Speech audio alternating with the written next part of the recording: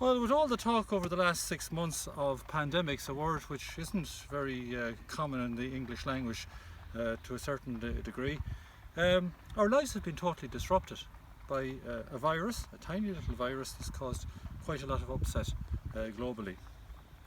And we've heard all these terms, this terminology from the experts, from scientists and everything else that tell us about where it came from or where it possibly came from. And they believe that this COVID-19 virus may have been transmitted from bats.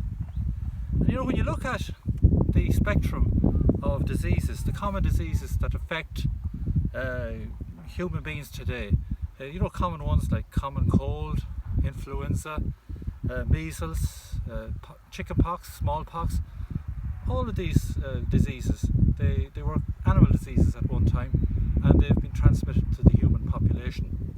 If you take measles we believe was transmitted from cattle and possibly transmitted at a very early time, maybe way back in the Neolithic. Smallpox we believe came from a rodent, maybe in Africa, and was transmitted into populations.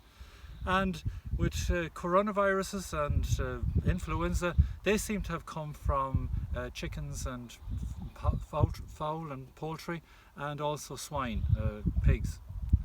Now, of course, it draws the question, where did these pandemics come from, and how long have they been in existence? And the truth is that we've experienced many pandemics over many thousands of years. And a lot of them actually go back to the time that these monuments were built here in Carramore 5, 6, 7,000 years ago. Around about 10,000, 11,000 years ago, something unique happened in human history. People began to settle and they began to adopt a new way of life. They became farmers. So archaeologists tend to call this the Neolithic Revolution. But what it did, in actual fact, is it brought us into close contact with animals that we at one time hunted and kept a social distance from. Now we were living in close proximity with them, and it gave the viruses and the various different bacteria that these animals were carrying, it gave them a chance to actually what they call cross over from one population to another. It jumped species, literally. And how that process happens, we believe, is that we can be living in coexistence with an animal who's carrying diseases, diseases for maybe hundreds and hundreds of years, but suddenly that particular disease mutates to a stage where it can actually jump species, and it's taken up by the human beings. And in that situation is disastrous, because as we see ourselves here today in the year 2020, we have no protection from it whatsoever. There's no immunity to these new diseases.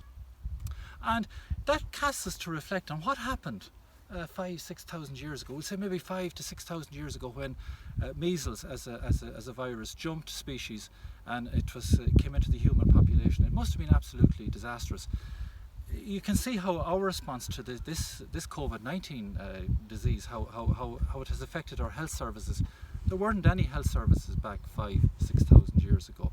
So it must have been absolutely disastrous for the population. It must have maybe annihilated them. We know that when measles as a European disease got to Hawaii back in the 17th, 18th century, it almost wiped out the population, the indigenous population of Hawaii. So the same thing must have happened here 6,000 years ago, 7,000 years ago.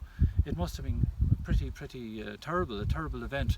But one mitigating thing for these people was that populations at that time weren't dense. People lived in a more widespread landscape.